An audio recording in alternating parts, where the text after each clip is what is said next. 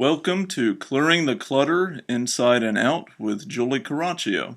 Every Tuesday at 1 p.m., Julie interviews experts on all areas of clutter: physical, mental, spiritual, and emotional. A clutter coach and professional organizer, Julie also offers tips to help you get clutter-free for a more joyful and fulfilling life. I would like to thank today's sponsor, RYB Professional Writing Services. They are certified professional grant writers and also pen press releases and social media copy to get the word out about your business. For more information, please visit reawakenyourbrilliance.com/writing. Hey everyone, people always talk about death and taxes as something you're going to experience in your lifetime. I would add moving to that list. Very rarely are you going to not move at some point in your life. And did you know it's the third highest stress causer of anything? So we're going to talk about that today and give you tips for a clutter-free move and to reduce your stress when moving so you're not pulling your hair out and you can enjoy your move. Professional organizer Annette Reyman, having participated in corporate moves around the country with a family of 5 while maintaining her own independent businesses, understands the value of being organized. Annette works to empower her clients with the ability to take control of their spaces in order to enjoy greater freedom, peace, and productivity in their lives. She also appreciates the needs for smooth and quick transition in today's global business environment. She serves as the president of the Greater Philadelphia chapter of the National Association of Professional Organizers and is the founder and CEO of All Right Organizing and All Right Moves. Welcome, Annette. Thank you so much. We are excited to have you, so let's get started. Can you share any experiences when you either moved yourself or worked with a client where being disorganized costs them? Because I think a lot of times people don't think of the cost, whether it's simply organizing their home or business, but moving, it can add up to several $1,000s in lost time. It can. And some of the things that I've seen happen or that happen occasionally to many people is one thing is packing incorrectly. Some people try to pack themselves, or they may have less experienced packers that they've hired, and it's very easy to pack a box nice and full. You think you're maximizing that space, and then when you go to unpack on the other end, you slice through the top and you've sliced through either a piece of artwork or a pillow or some important document. So if you're not used to, the people who are used to this business know how to, open the boxes or how to pack the boxes so that that's not going to happen on the other end, but it happens if you don't know. Also, packing when you overpack boxes. So a lot of people will pack books in a medium or large size box because they've only moved maybe once or twice in their lifetime. When you move often, you're packing books in very small boxes. Things like that. When you pack heavy boxes and you're lifting on the other end, I've seen so many people get hurt doing that, either because the boxes are too heavily packed or because they don't know how to lift properly. And so I've seen people where they've twisted an ankle and been out of work for weeks because of it. I mean, there are different things that can happen that sort of put you back rather than moving you forward. Well, I'm still in shock about the artwork and pillow I could laugh about, but art is something that I love. When I travel, I always get, whether it's a street vendor or something, I get a painting from where I travel to, and I would just be heartbroken if I sliced into a painting and very angry with myself. That's a good point to know. That and photographs, too. I mean, some of them, yeah, you love. Right.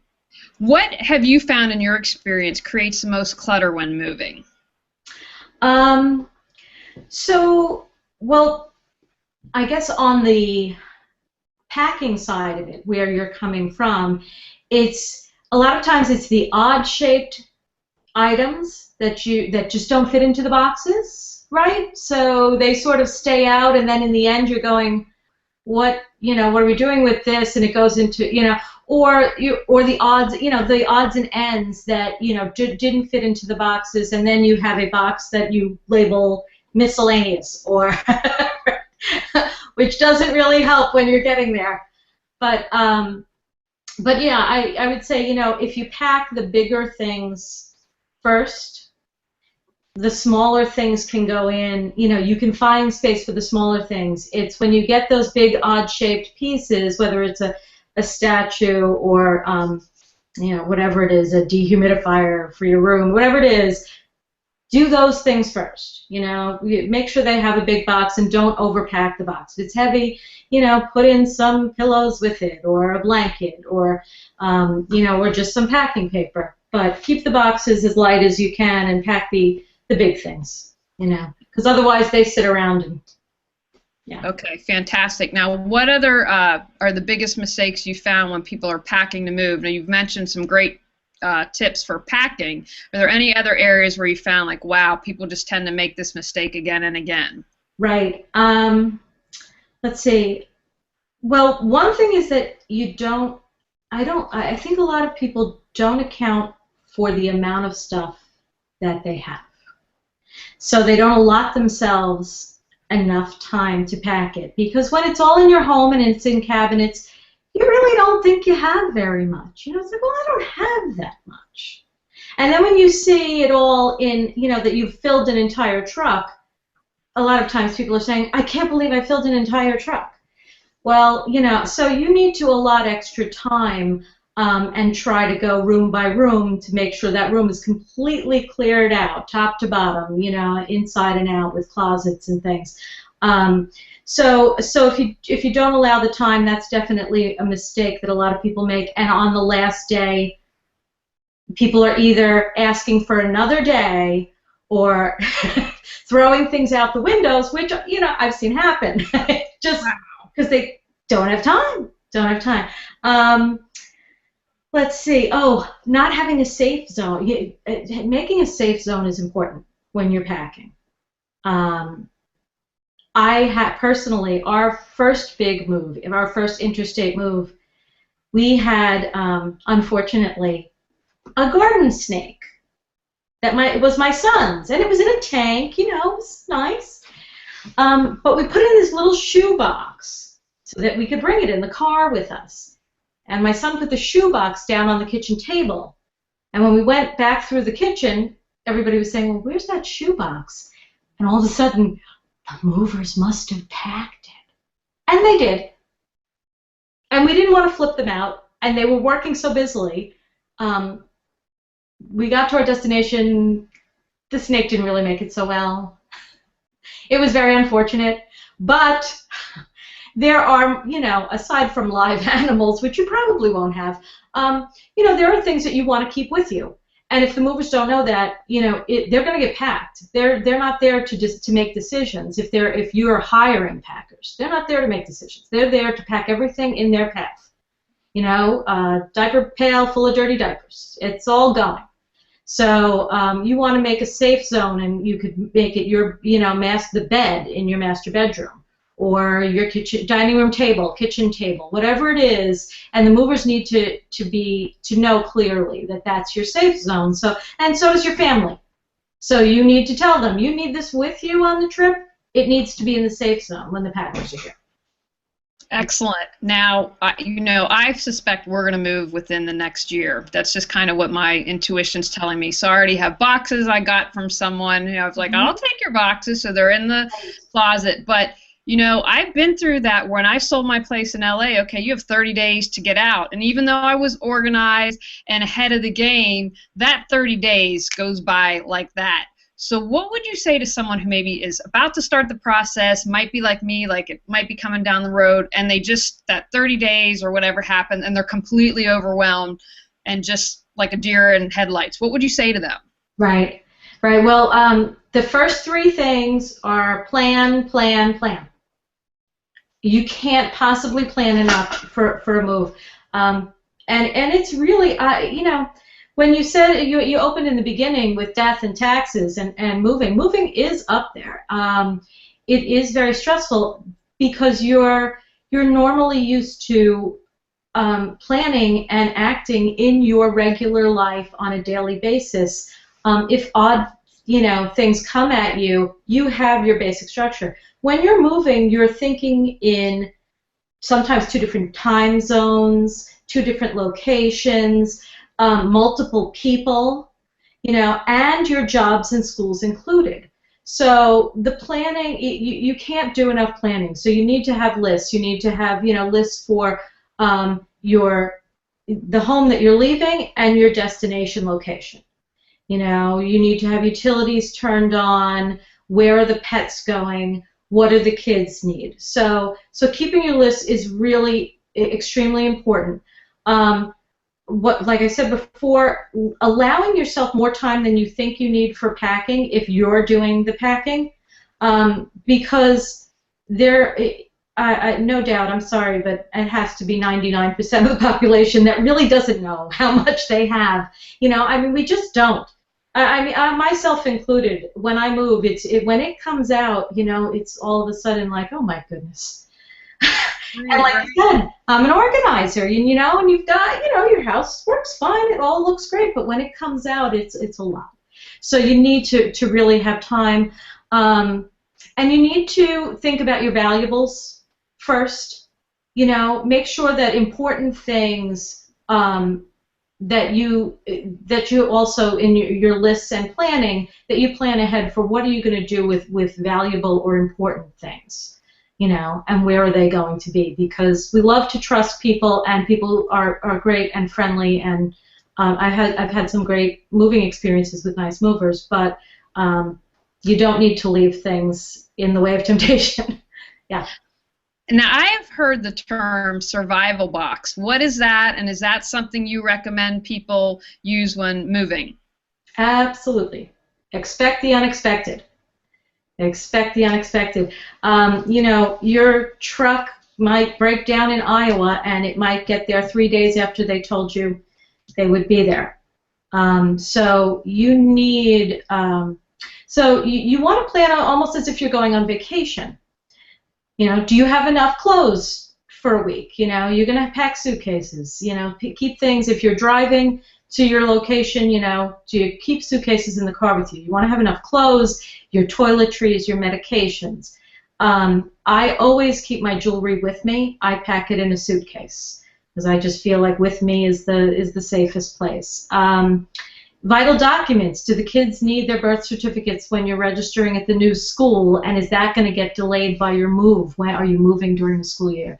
Do they need their medical records to register? So some of these things can be packed with you. They also could be saved online. So we really have an advantage these days to how much we have to keep with us. Even prescriptions at this point are kept by our drugstores, and you can access them in different states, which is great, but internationally, not so much. But you need to know, if I get stuck for a week, what am I going to really want to have with me? And your chargers. That's the other thing these days. Chargers for everything. Absolutely. Now, are there any other final tips you want to share on moving? You've given us a lot of good information, but if I haven't asked any more the right questions on that. Yeah. So let me think. There are quite a few things. Let's see. One thing is, in setting up your home, your window treatments, your artwork, and your bedding, is all of that. The sooner you can address those things, the more quickly it's going to feel like home. And feeling like home is really important for your family's adjustment. It's, like we said, it really will decrease the stress if you can make things look familiar quickly. Another thing is this, once you've moved, that's the time to be good to yourself, to treat yourself.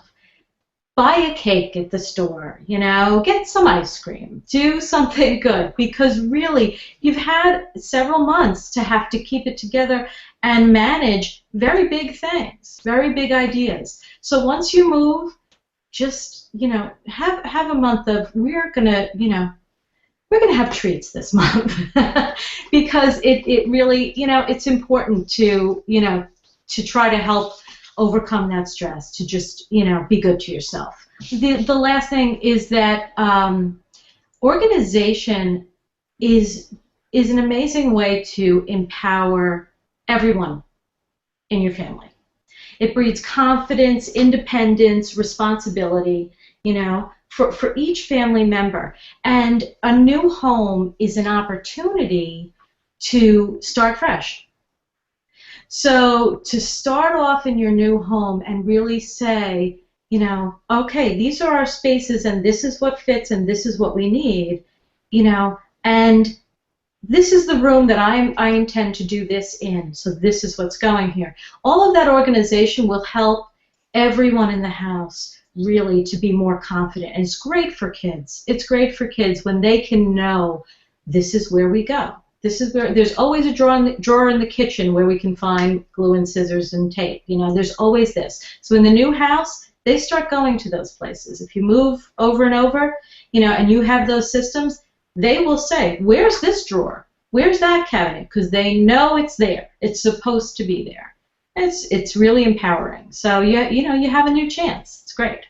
Excellent. I'm so glad you shared that, because that's a great way to look at it. And I'm a firm believer, especially with children, instilling things the younger they are. I've done videos. I've used my nieces and nephew, but they know what it means to say, go put your coats in their home and your books. Like when they stay with my parents, because my father's got to get them out early in the morning, they know where everything is so that they're on to school on time. But since you've moved so many times with your family, do you have any thoughts on with children? Have you learned anything that maybe helps make, especially if you have younger children, that might ease the moving burden? Yeah, well, they, allowing them to make their list of what is important to them. What do I need on this trip? If I'm going to be without it for a week, what can I not live without? Allowing them maybe to pick rooms, pick colors, make some decisions. But I agree with you. I'm a firm believer in helping our children to be confident and responsible, because it really creates confident people, confident adults who are okay with making their own decisions. A lot of us are, because we weren't allowed to make decisions, our parents said, no, this is how it's going to be. We avoid it. And kids really can do that, and it makes them feel good. Or make them responsible for the pet. I used to, when we would move to a new house, one child was always responsible for the dog, and I would tell them, I need you to walk the dog around the property throughout the whole day. And because sometimes we would have a dog that would run off or whatever, but I need them to know this property. So that was that child's responsibility. You feed and water the dog, and you walk it on the property, on the bounds of the property all day. Give them a responsibility that's good for them to handle. Excellent. Now let's switch gears a little bit and talk about, okay, we're moved, we come to the new home, it's all exciting, but what about unpacking? What have you found causes a lot of clutter or mistakes people make? I thought that was, I guess maybe not taking a big 12-inch knife and slicing into a box is one good tip. Right. Yes. Something that causes a lot of clutter, unpacking, is the unpacking materials itself. So if you have services that unpack you, or the movers that pick up, the packing materials, you want to try to gather those things into a garage or one room, because they, once those unpacking materials come out, they start to grow. You've squished them all down. So it can get overwhelming to walk into your rooms in the first few weeks, because now you have all these boxes and packing materials. But I think you had mentioned to me when we spoke that you were already collecting packing materials, and there are a lot of ways nowadays to share packing materials. I think even it might be U-Haul, where online, there are some online places where they do packing materials share websites. So if you've done, if you're unpacking, you can put up packing materials and somebody can say it. There are also online garage sale things. I know my town has one where you can put it up online. Hey, and you can put it up, packing materials free. You know, people come and get it like that. You know, so it's you want to try to get those things out of your way and break down boxes, because that really makes a mess. The other thing that can become clutter when you move is the stuff you didn't make decisions on beforehand.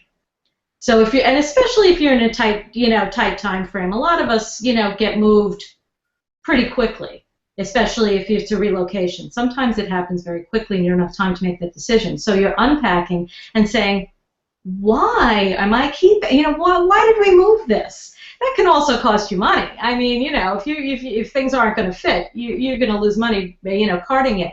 But it does. Those are the things that end up sitting out on your dining room table or wherever, and for a month while you say, what should I do? Yeah. I want to add just really quickly, FreeCycle is a great resource to put your packing materials, and Craigslist, just for people who are watching or listening, and I've used that, and they are wonderful resources as well.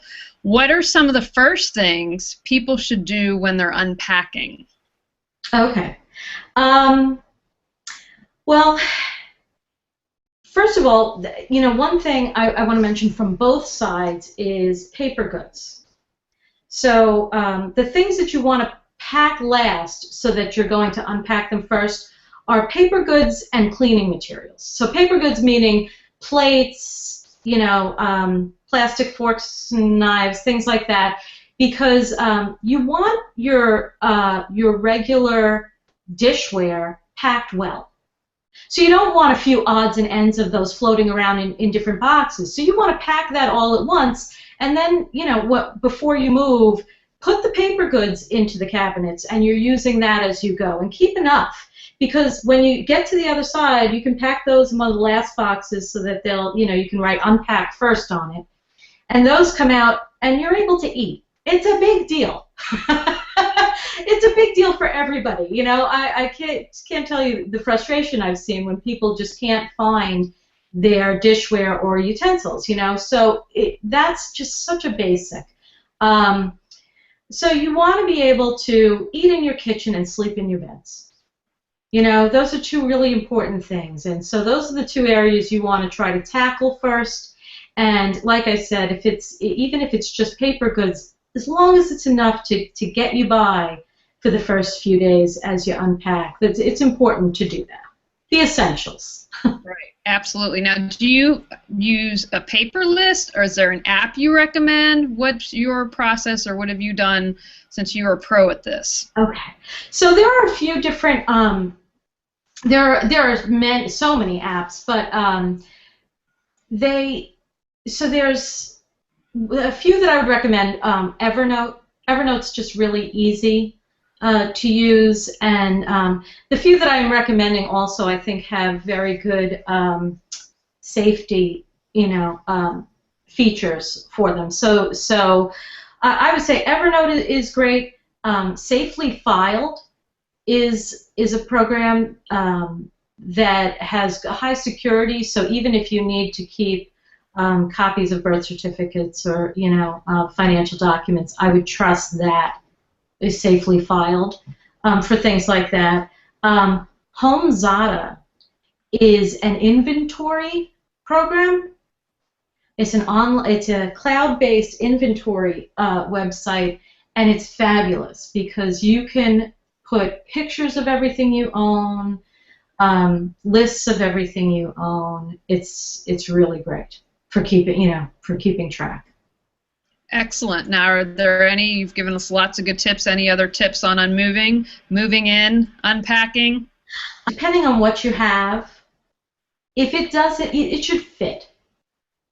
The things you have should be able to be put away somewhere, so, and there's my organizer, my inner organizer, or my outer organizer talking. If it doesn't fit, you either have too much, or you don't have the proper storage pieces, or your house isn't big enough. So, right. So really, if you're seeing that on the other end and you get there and things don't fit, those are really your three options, If you have to have it, then you need to be able to have a proper storage piece to contain. Yeah. Fantastic. Oh. One thing I didn't mention that I guess I do want to mention is the prep work at the new home. The more you can do, the better off you'll be. So if you can do furniture arrangement, measurements, cleaning, and prep work like painting, whatever that can be, because once the boxes are in, it's harder to do. So you really want to make sure you really want to make sure that you have the furniture in place and the rooms, as ready as possible, because then it's a matter of just putting away, and it's really the cart before the cart before the horse before the cart. I don't know. It's the right order. I don't know which comes first, the chicken or the egg, but it's a process. It's a process, and it's always going to be a process. So it's a matter of being patient with yourself and your family, and knowing that where you are in this process, it's going to get done. Have a chocolate bar and take a deep breath. Chocolate always makes everything better. Yeah, for me it does. Absolutely. Now, do you have any area, your inner and your outer organizer can come out on any subject in this next final tip on letting go of clutter? Any area.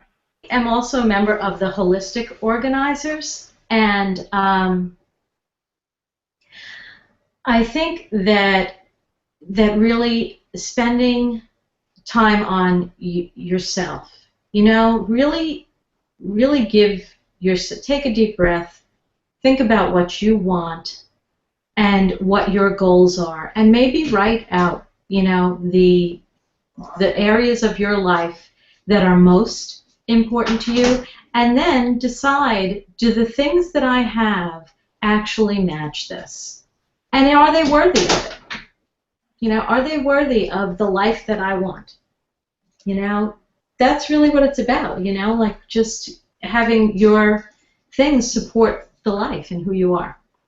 Excellent. I love that. Now, please tell people how they can find out more information about you or any other wonderful things about what you're doing you'd like to share. Well, thank you. So my organizing business is All Right Organizing. It's 3 words, allrightorganizing.com. I'm a professional organizer in the greater Philadelphia area. But my new, I have a national company that launched last year, and on a national basis, I subcontract NAPO professional organizers to do unpack and organize for people around the country. And so if you contact me, it's allrightmoves.com. If you contact me, I am happy to see if I can set up a team in your area to get you unpacked and organized in 3 days within your move. And I wanted to offer, to give a special offer to your listeners today for anyone who uses an All Right Moves team to do an unpack in whatever state you're in. I would like to give them a subscription to HomeZada so that they can do their own home inventories with their families in preparation for their moves, to keep track of everything, and also ongoing so that they have a home inventory to use for their insurers in case of any type of disaster that might come up, or any type of needs. If there was a robbery, hurricanes, tornadoes, all the things that have been going on. But for anyone who uses an All Right Moves team, I will give them a paid subscription to HomeZada. Well, thank you very much, Annette. That's very generous. And just so people know, this has never come up, I'm not a pay-to-play interviewer, which means Annette is not paying me for this interview. Anyone who does an interview, if I don't have a personal or professional relationship, I do a screening and a pre-interview before having everyone. So thank you. It's very generous of you to do. And again, Julie Coraccio, and you can contact Annette, and I want to thank you. This was very informative, and I'm making sure my husband puts all his knives away before we move, because now that I've heard this tale, and that was the first time I've heard people doing that, so I want to thank you. You're very welcome. Thanks for having me, Julie. All right, everyone, and go out and clear some clutter and create the life you choose, desire, and deserve. Thanks again to today's sponsor, RYB Professional Writing Services. They are certified professional grant writers and also pen press releases and social media copy to get the word out about your business. For more information, please visit reawakenyourbrilliance.com/writing. Thanks for joining us on Clearing the Clutter Inside and Out. You can find out more about Julie Coraccio and her services at reawakenyourbrilliance.com. We'll see you here next Tuesday at 1 p.m. Remember, the journey of 1,000 miles begins with one step.